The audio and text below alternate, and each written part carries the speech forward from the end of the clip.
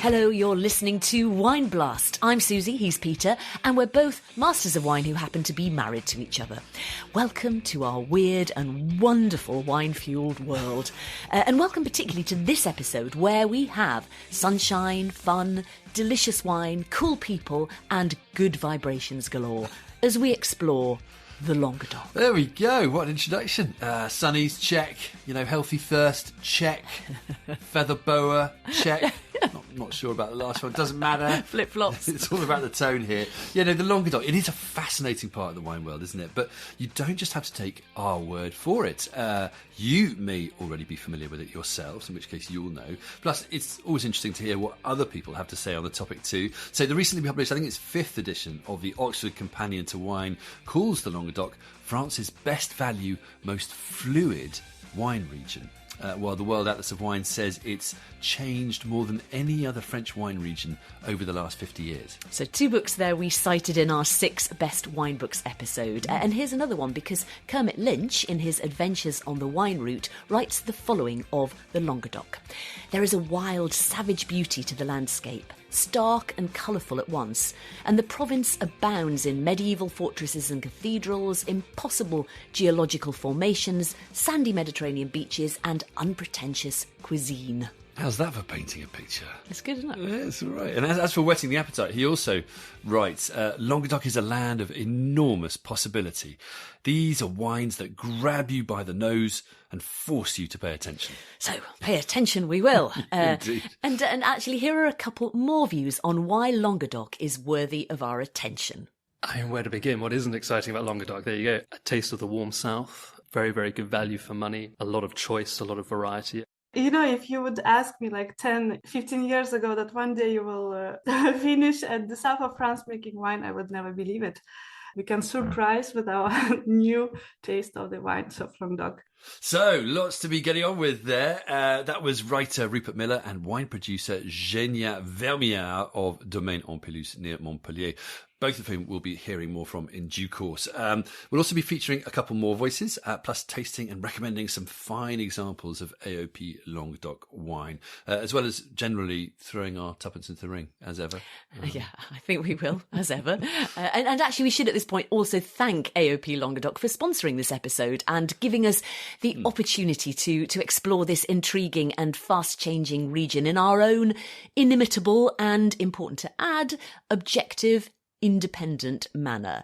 And I think we should kick off with a bit of scene setting, don't you? So we can get a feel for the place, get into the spirit of things. Yeah. So we're talking the sunny south of France. That's the simplest way of putting it. I know it's hard in Northern Hemisphere winter to imagine it, but sunny south of France, a gentle sort of arc of vineyards that generally follow the western curve of the French Mediterranean coast. Some on flat lands, but many into the mountains and hillsides inland. So well-known towns and cities in this region include the likes of Montpellier, Carcassonne, Narbonne, Nîmes.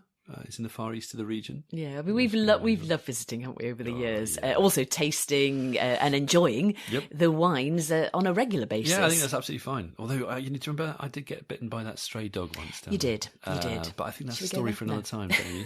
Maybe. It's a glorious part of the world. And I remember on one trip being told, we're not just selling wine, but an entire way of life here. Sometimes you hear stuff like that and you think it's just pure PR puffery, but actually there it just rang true. Because this is Mediterranean France. We're talking warm, dry conditions by and large, often quite rugged and beautiful landscapes, slightly wild, a bit like the wines and the food can be, and lots of vines around the place. So much so, and over such a range of sites, that it can be very difficult to generalise about the terroirs and wines. They make everything from fizz to sweet here. I suppose, though, the full-bodied reds really are the classic stereotype, aren't they? Yeah, absolutely. But, there used to be a lot more vines as well. So Languedoc historically was a favourite territory of the Romans. Given the natural conditions, it's an obvious place to grow wine. And over the years, its popularity grew. Then the advent of the Canal du Midi and the National Railway were huge boosts in terms of getting the wines to key markets like Paris, Bordeaux and beyond. And apparently, Languedoc was the first region to get back on its feet after phylloxera due to widespread grafting in the region. So by the end of the 19th century, the Languedoc as a whole was producing 44% of France's entire wine production. That's almost half. That really is. Of all of France's production, that is quite something. Yeah. But I guess this reputation for volume, perhaps the Languedoc being a victim of its own success, has been really hard to shake, even though times have changed. You know, for example, the EU incentivised vine removal to drain the European wine lake. And just two figures to give some context here. You know, the vineyard in the wider Languedoc-Roussillon region in the year 2000 was 242,000 hectares. But by 2018, which is less than 20 years later, the Languedoc vineyard was just 62,000 hectares, so a quarter of what it had been. Yeah, so they're not directly comparable figures, are they? But, you know, as I think Roussillon is smaller than Languedoc, you know, it gives you the basic idea. Yeah. Wow. So, you know, it gone down a huge amount. Yeah. So essentially, you know, the vineyard has been shrinking.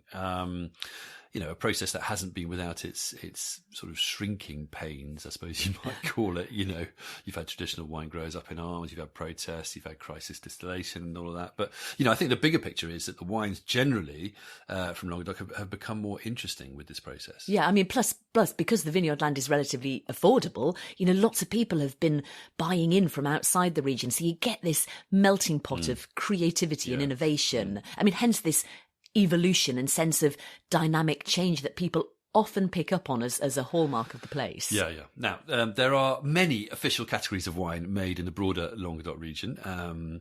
There are the Vin de Pays or IGP wines, often made from international grape varieties, I don't know, like Cabernet or Chardonnay and Sauvignon, stuff like that. There's also many well-known appellations you might have heard of, like, you know, Corbière, Limoux, Picpoul de Pinet. I'm saying it in such a French accent, but, you know, Picpoul de Pinet. You know, so we're going to come on to those and others in a bit more detail in another episode soon. In this episode, we are focusing on AOP Languedoc, which is one largish slice of the Languedoc cake, you know, a sort of foundation appellation, if you like. And it does take quite a bit of explanation, doesn't it? Yeah. So AOP Languedoc. So it's AOP, Appellation d'Origine Protégée.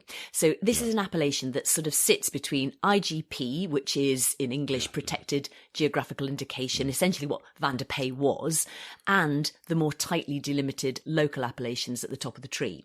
So it extends right across the whole Languedoc-Roussillon region, covering roughly 10,000 hectares of vines between Nîmes in the east and the Spanish border to the west. It can be used for white, rosé and red, and essentially it allows producers to blend across regions, but with a lower maximum yield than for IGP. It also stipulates that all wines have to be blends of at least two varieties. And it accounts for about 25% of total Languedoc production across the various AOPs, making it actually the most productive appellation in that sense. So Andrew Jefford, that brilliant writer, huge, you know, we're big fans, aren't we? Yeah. He put it really well in his book, The New France, when he beautifully described this appellation as a kind of finishing school for the individual appellations of the future, and the source of some of France's best value wines. So the point before you become your individual. So, you know, while it does appellation. exist, AOP Languedoc does exist in its own right as a broad designation, it does also encourage producers to focus on regional wine expressions. And you know, for example, some sub-appellations are allowed to add their name on labels. So AOP Languedoc Grès de Montpellier or AOP Languedoc Montpeyroux, for example. Yeah, I mean, it's. I think it's perhaps not the easiest appellation to get your head around, but with any luck, that makes some kind of sense. Yeah. Now, interestingly, as a side note, while Languedoc, the broader region, is dominated by red wine production, rosé is now the dominant category within AOP Languedoc. I mean, it's seen huge growth, particularly on export markets. So maybe that's a sign of the trends for the future. Yeah. And I think exports are going pretty well for AOP Languedoc, haven't they? On that note, you know, up 150% by value from 2005 to 2022, with 17 million bottles exported in 2022, worth 55 million euros. So, you know, it's doing particularly well in the UK, apparently. Also US, China, Europe, beyond, big markets. But anyway, These are increasingly popular wines. We're all seeing more of them. So let's delve into how and why this is the case. Okay, so let's bring in Rupert Miller, a wine writer who's very familiar with the region. And you started by asking him what's exciting about Languedoc right now. I mean, where to begin? What isn't exciting about Languedoc? There you go. Look, I think Languedoc has, for many years, been a bit of just a big region on the map. Everyone just says, well, yeah, the Languedoc's just that big area where they sort of mostly produce bulk wine kind of thing. That sort of, and there's a reason for that. Obviously, its history is very much tied up in bulk wine production and all this kind of thing. But I think that really does the region down. And I think if you spend a little bit of time getting to know it, obviously, as with so many things, the more you start to get out of it. And there's a lot of really interesting terroir. There's a lot of interesting grape varieties, and obviously there's a lot of younger producers and exciting producers who are starting to change that dynamic. And, there's a lot of wineries that used to just sell to co-ops or used to sell, in bulk, who are now starting to bottle their own wines. And while some of them are in very early stages of that, I think, the potential is definitely there. And also look at the people who are buying in to the Languedoc from other parts of France, from abroad. Both branches of the Rothschild family in Bordeaux have estates in Languedoc. So there's a ton of stuff going on, and there's a ton of stuff you can get out of it if you just really give it attention and not just treat it as that sort of just that chunk of southern France. And given the fact it's so big, and you can experiment and do lots of different things, that's obviously a good thing in one sense, but I suppose it can also be a bad thing in another, in that it's difficult to know what to expect maybe from the wines. I mean, can you generalize about the wines of the Languedoc? I mean, you're very much looking at southern, Mediterranean reds, Syrah, Grenache, more verge, that kind of thing. In terms of white wines as well, you've also got a lot of the similar varieties you might find in somewhere like the Rhone, things like Marsanne and Roussanne. So I think, you're definitely looking at fuller-bodied wines. Obviously, it's a warm region, so sometimes alcohols can be a little bit higher. That said, I think there is a bit of a change going on in approaching how some of these wines are made. I think again, this is very much a generalization, not everyone's doing it, but I think you are seeing some attempts to control alcohol levels, maybe by picking earlier. I think some people are maybe using a lot less oak than they were using before, because if you've got wines which are hitting already 14.5%, and they're quite sort of robust grape varieties, putting them in lots of new oak actually ends up being a little bit too much. And I think there's, that's partly a response of people who are coming in with new ideas. That's established winemakers who are also, young generations who've gone and traveled and been elsewhere and come back, and they're talking to, hip young cavistes in sort of Paris or Montpellier or wherever, Lyon, who are going, look, man, we don't want all these, massively heavy wines with lots of oak. So people are kind of adapting to that sort of style. So I think you're seeing a bit of a transition in the Languedoc at the moment. What would be quite nice as well, and it's sort of starting, is a little introduction of some older varieties, which used to be planted more in the Languedoc, particularly in the reds. We're looking things like a Picpoul Noir, for example, a little bit different.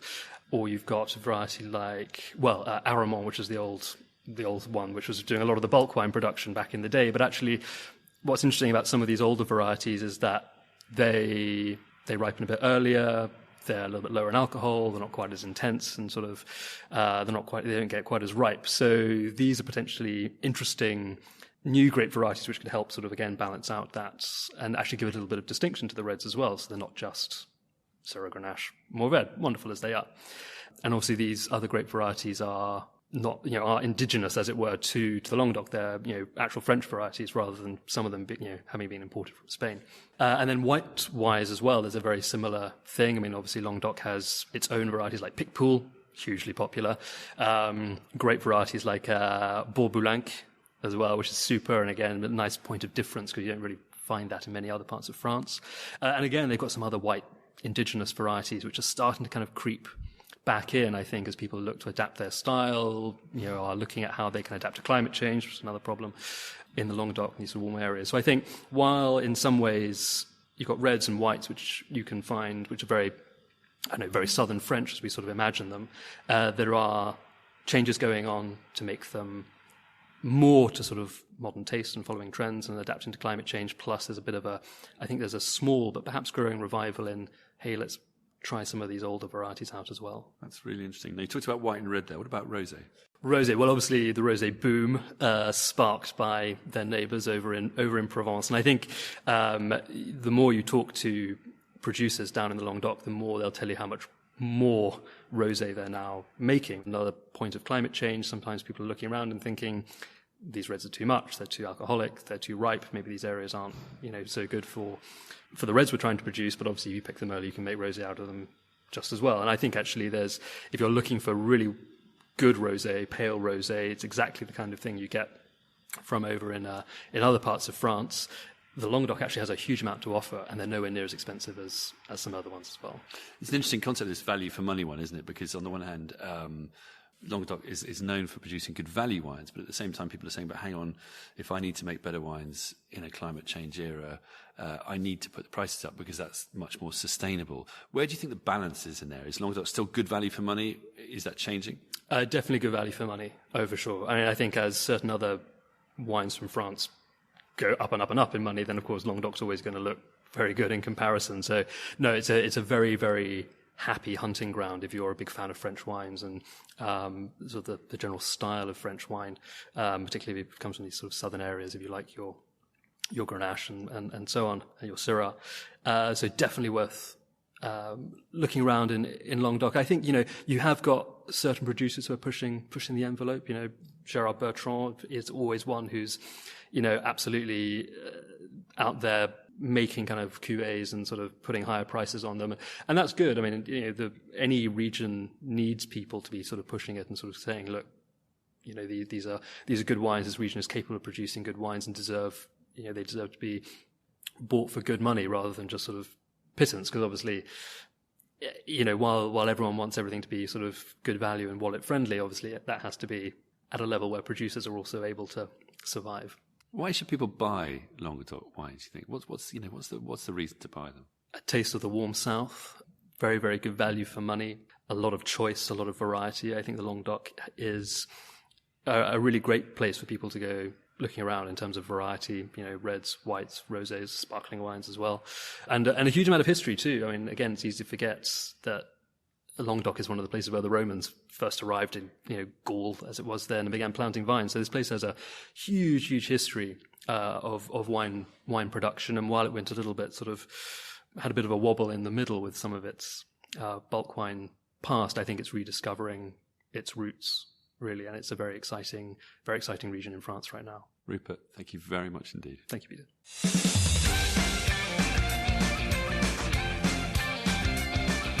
A very exciting region indeed. It's so interesting, isn't it, how it's changing? Yeah. I think the growth of rosé, given climate change, is an interesting notion, isn't it? Given what we mentioned about the AOP Languedoc category sales, and also how it's moving forward by rediscovering its past. Rupert mentioned reviving older local grape varieties, and that's something we're very much going to come on to in due course, aren't we? Indeed. Coming up, we hear some more fascinating perspectives, and we put the theory to the taste test with a bunch of pretty intriguing wines.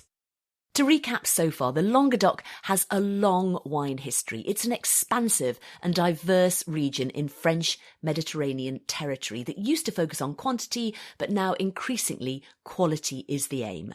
Value for money is one of the region's biggest selling points, but there's so much beyond this, from quirky grape varieties to diverse terroirs, dynamic independent producers, sustainable initiatives and innovative wines, including the odd rosé. Tout à fait. Now, I think we should explore a few of these themes in a bit more depth. So first up, I want to bring in wine writer, fellow master of wine, friend, author of many books on the Languedoc, Rosemary George. I asked Rosemary how things had changed in the Languedoc. Times have definitely changed. So I would say in some way, probably about 1985 was a turning point. The committed producers who looked at the future of the Languedoc and realised they'd got to do something like reduce quantity, develop quality. And whereas in 1985, the Languedoc had been very much dominated by village cooperatives, whose main focus was quantity, that has shifted and the number of cooperatives has shrunk enormously, and the number of independent producers has developed considerably. So what's the modern reality of Languedoc?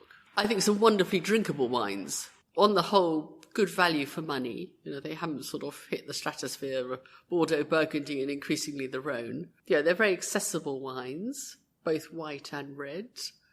And some wonderful stories about the producers. There's a lot of individuality.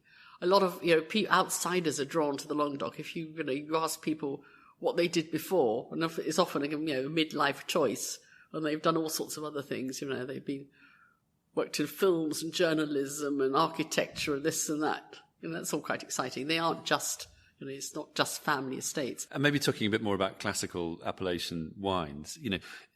Grape varieties. Are there any sort of exciting grape varieties you'd pick out that you particularly like or would recommend? Well, I Carignan is making a comeback. In that Carignan, 40 years ago was, sort of lean and raw and tannic and not much fruit. But reduce the yields on old vines and you get something that's really quite exciting. Well made, restrained yields. I think Grenache is also, I think it's that the same way it is in Australia, making a bit of a comeback. And I think Sanso, which is very much a grape variety of rosé, actually, if vinified properly, makes some delicious, quite fragrant reds. So, it's almost like the Pinot Noir of the south of France. Sanso is the Pinot Noir of the south of France. Now, we did touch on that angle in our Ventoux episode as well, didn't we? How exciting it is there too. So, one to watch. Yeah. No, I personally, I find this aspect of grape varieties quite interesting in the region. We often tend to talk about the place rather than the variety in Languedoc, but I think this is an intriguing part of the picture at the moment. So I asked grower Benoit Bertrand of biodynamic winery Domaine de Malavier in Terrasse du Larzac, what are the grape varieties he's finding most exciting at the moment? Right now, it's exciting. For mine, we have Carignan. It's very interesting. Yeah. Carignan's an interesting one because it used to be out of favour. It was high yielding and it made quite boring wines. But it seems to be coming back into favour now, given climate change, with lowering the yields, making more interesting wines, lower alcohols. Is that how you're seeing Carignan partly? Oh, lower alcohol with the Carignan. It's a bit difficult, but for example, you have Terre Bourré for the white, which is very interesting because it can produce even in a dryness situation with low alcohol. So I actually use it and I begin to plant it new vines of Terre Bourré. Carignan is interesting also for its dryness resistance. Terre, talk to me about Terre just very briefly. It's not a variety I know very well. Yeah. What does it do? Why is it useful? Yeah, so Terre, so you can find a Terre Blanc, it's the most known, but you also have grey Terre and a bit of red Terre, but very, very rare. I'm not sure that it's not so much than maybe 10,000 of vines everywhere in the Languedoc, but very interesting because not for the flavor. I like it, but it give some light flavor. It's a very fine, but they're very interesting to help on the blending. Because when you have some Sauvignon or Viognier, we quickly go to 14 degrees. It helps to put some Terre in the blending to reduce a bit of alcohol. Because the main problem of the global warming in the Languedoc is that the more hot there is more concentration and low acidity. So Terre and other species like this could maybe help us. So Benoit picks up on Rosemary's point about Carignan being interesting right now, although you do apparently have to be careful with Carignan, not to yield it too high and protect it from disease in the vineyard, etc., etc. And Terre Bourré is intriguing. That's a new one on me, but clearly helpful with regard to climate change. Yeah, we should just probably clarify about climate change that the main threats of climate change in Languedoc are to do with what is already a fairly hot, dry region getting even hotter, particularly in certain spells, heat spikes, and drier as well. There's been lots of droughts, plus extreme weather events, including, even spring frosts. Yeah, so this can lead to loss of crops or generally higher alcohols, lower acidities in the wines, among other things. And they've actually authorised plantings of other varieties like Assyrtiko and Nera d'Avola in the Languedoc to cope better with drought, heat, Yeah. etc. I mean, that's fascinating. It is. Yeah, I mean, bringing in these things. I know from elsewhere. Yeah. I mean, it's still early days, but I think the trend towards the old local varieties, which can have similar beneficial properties, is probably more interesting. Yeah, I tend to really. agree. And this intriguing story is very much taken up by our final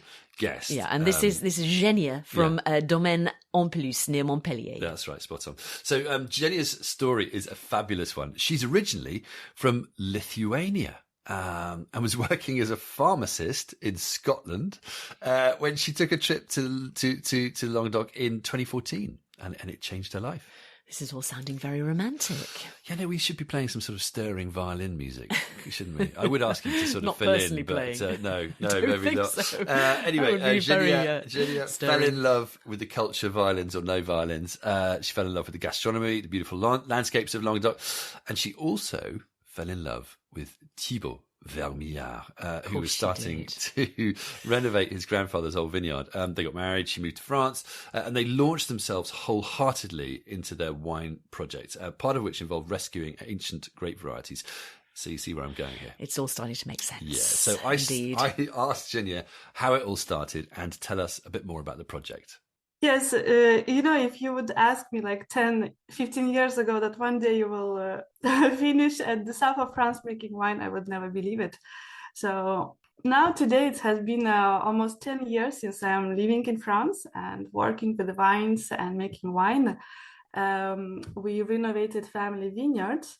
There was no winery. It was really an interesting journey and now we have a part of the result already of all this work of 10 years. So that sounds like quite hard work. So, I mean, I can understand you being attracted to the Languedoc climate and landscape and gastronomy, but kind of renovating a family vineyard and winery, what was it about the wine aspect of Languedoc that appealed to you? Well, when I came to France and Languedoc in particular, I didn't have any wine baggage, wine traditions, and my knowledge was quite low, just like superficial. So it also helped me to have this, freedom and to see the wines in a different way that, for example, at Thibaut, I saw them. And for me, especially when in the beginning we started doing research of different historical wine works in the Languedoc, I was amazed, like what a beautiful diversity Languedoc have. And at the same time, I was a little bit upset. The beautiful diversity has a little bit been lost since 150 to 100 years now. So that two feelings that I had at the moment, and when we talked with Thibaut, when we started to be interested in the historical grape varieties that we wanted to plant in our Domaine en Plus, for me, it was just obvious. It's so interesting and it's nice to preserve the wine heritage for the first time, to give a historical dimension to the terroir that we have here. And also to rediscover a new taste of Languedoc wines. So let's talk about that then. You're a large part of what you're doing is you're rescuing and reviving ancient Languedoc grape varieties and then making them into wines. Can you just tell me a bit about that? What you're doing and why and how? Okay, sure. I will start maybe with just a little point with a particularity of our terroir, but because our Domaine en Plus, it's at the east of Languedoc. And the particularity of this place is that we have the terroir, it's a rolled pebbles that were its interface, because we have cultural and geography of Languedoc. We have stones that were brought from Alps, so it's an Alpine origin, and they were brought from Rhone, so it's three forces that has connected in our terroir. It's the same terroir like Châteauneuf-du-Pape appellation, for example.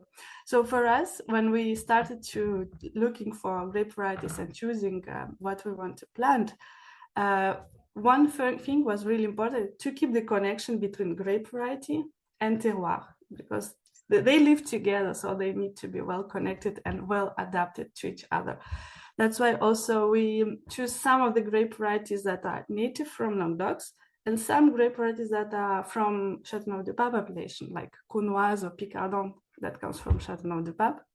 And in Languedoc, we have also beautiful Picpoul Noir, for example, Terre Noire, Riverac. So this is a little research that we do and chosen for the first plantations in 2015 and 16.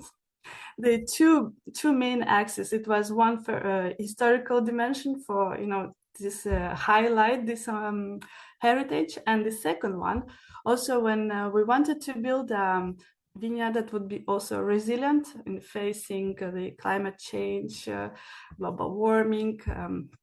So also the second aspect was to choose the grape varieties that would be adapted to this one, so we can still do wine tomorrow.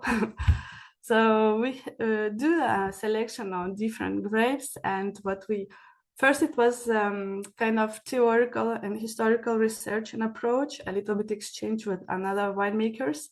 Today we can see it a little bit more practical way, because it's been 5 millésimes vintage that we have been vinifying, so we have a little bit experience on that way. And we can say that today, when you have a bigger diversity of grape varieties with different parameters, so it's more interesting to work in terms of global warming. I was listening to your recent podcast about Ventoux appellation, and they were also speaking about Sanso grape variety that has bigger berries, more juice. I absolutely agree with this approach because one of the grapes varieties that I cultivate, it's Riverac. It's a parent of Sanso, and it also has a bigger grape, so it has juiciness. It accumulates less alcohol, so we can also have a lighter bodied wine in Languedoc. We can surprise with our new taste of the wines of Languedoc. If you were going to choose like one white and one red variety, which you've kind of, old grape variety, which you've sort of are reviving, which is coping particularly well which is particularly well adapted for climate change, and also is really interesting for wines, what would you choose if you had to choose just one white, one red? Well, for the white grape varieties, one of the grapes that we have planted, it's a Picardon grape variety that comes from the Châteauneuf du Pape, and they used to be also largely cultivated in Languedoc. And it almost has disappeared in 2017. There was just less than 1 hectare in France. So it's when we planted, we didn't know exactly the taste, what it's going to do, but it was one little risk that we took, just curious. And actually, every time when I vinificate Picardon, it's really nice structured wine, and it's really a lot of finesse. And you can say that you can compare it to other ones. It has bigger berries, so there is more juiciness. It's quite well adapted to the climate change. But then it's sometimes for one, my choice, it's really personal. It's not, a neutral objective, but it's a choice that we do. And for the red one, I would go to Picpoul Noir grape variety. So, we know much more Picpoul White in Picpoul du Pinet appellation, but this is like a big brother of Picpoul White, because it's old grape varieties that used to be noir, and with a natural mutation that happens in the nature, it becomes white and the gris and its rosy color. So Picpoul Noir, I choose this variety for one aspect. It can really nicely keep his acidity. It's grape variety that can go to, in terms of maturity, and 13, 14, even 50 degrees if you let it ripe. But at the same time, it will always have a pH, the acidity level really, so pH low and acidity level quite high. And this is nice balance that we can find in the wines with the Picpoul Noir grape variety. So two personal choices, Picardon and Picpoul Noir. This is really a richness of Languedoc. It's a diversity of the terroir and of the grapes. So that's what I choose. So that's really interesting, rescuing these ancient varieties from the sounds of it, almost from the point of disappearance. Yeah. And one question I did ask was, how easy is it to sell these virtually unknown grape varieties, thinking, it's virtually impossible. And she said, actually people are really open to buying them, not because they're interested in the technical details, but because people pick up really quickly on the story about reviving local history, about saving grapes from oblivion, she said it really touches people, and they're curious to discover a sort of different side to Languedoc. Not just big dark red wines, but lighter, elegant reds as well. So, and it's also an added bonus that these varieties seem well adapted to cope with climate change. Absolutely. So we may well be seeing more and more of this kind of thing in the future. And apparently, Eugenia was saying the Languedoc appellation rules have changed recently to incorporate this trend too. So producers can now use up to 30% of these historic grape varieties in their blends, alongside traditional varieties like Grenache, Syrah, Carignan, where before it was zero. They weren't allowed to use them, but now they can. They're allowed to sort of incorporate them. So, and that may grow in the future too. Eugenia said that would strengthen the identity of Languedoc wines even further if that did happen. So aren't they doing some interesting things on sustainability too? Yeah, absolutely. So good point. I pretty much put exactly that question to Eugenia, and here's what she said. We see the farming, the winemaking as like actor in our ecosystem, in also economical system and environmental. So since couple years, since 2019, we plant new parcels in agroforestry. So we had a good example. For example, in 2019 here in south of France was really heat episode were quite strong, and we observed that the parcels that surrounded by olive trees, we have beautiful 400 years olive trees.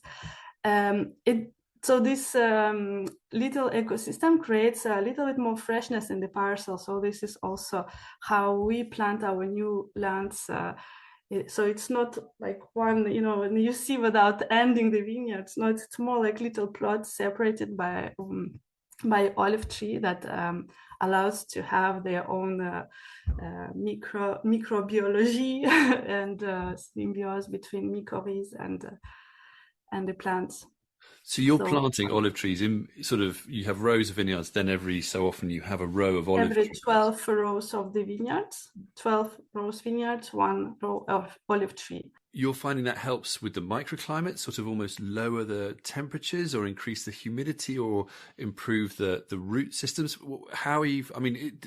Is it doing all those things? Personally, it's more observation work because we had already all trees, and I know that the trees, they breathe also. So there is a little bit more humidity in the atmosphere around the trees, and also interwork between the racines, the roots.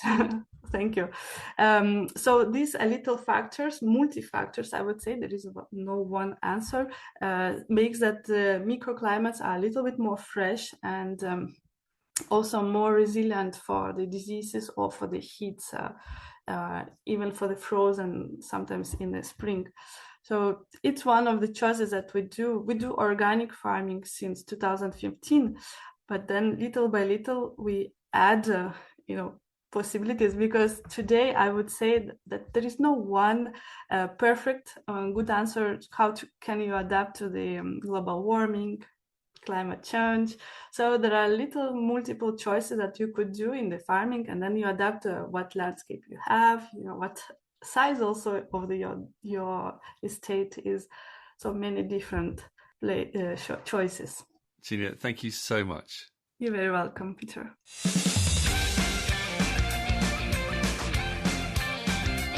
So interplanting olive trees with vines helps them cope with heat and drought from climate change, which is fascinating, isn't it? Yeah.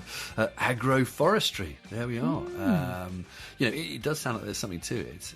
Apparently 15% of AOP Languedoc producers are organic too, which is a high rate in the context. High, yeah. So lots going on.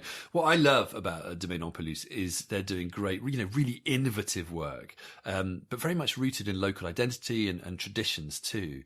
And also, typical of one trend in the Languedoc, of kind of younger generation, fresh talent from outside the region, helping affect sort of positive change, and working for a sustainable future.